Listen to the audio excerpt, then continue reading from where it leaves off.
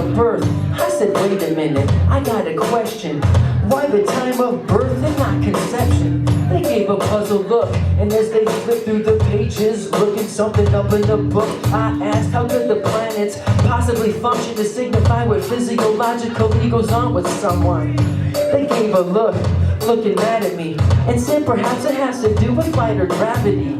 I said, yeah, but we already know the obstetrician has a greater gravitational pull than any planet. Plus, you'd have to admit none could be compared to the sun's massive effect. And if how you say it works is how it happens, actually the twins should always have the same fate and personality. But they don't.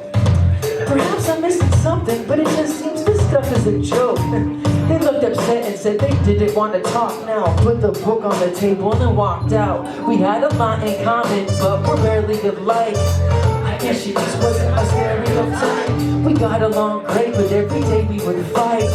I guess she just wasn't my stereotype. Come on, lot in common, but we're barely alike. I guess she just wasn't a stereotype. I hate to admit it, I think her parents were right.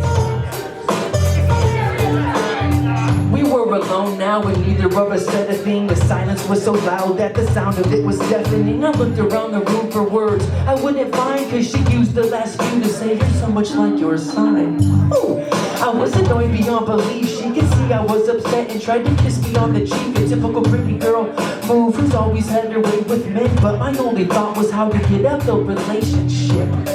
Not every couple lasts forever, but it's a massive treasure if you learn from what you had together. I know I did, I just couldn't help that I become so disenchanted with the soothing beauty of her siren song.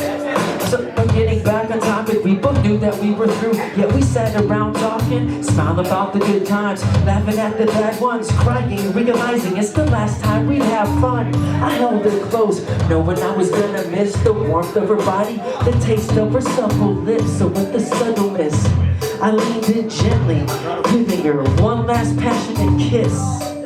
It was time for me to leave. My eyes were so full of tears that I could hardly see. And as I closed the door, knowing there was no going back, I couldn't help but think she'll probably play the song Zodiac.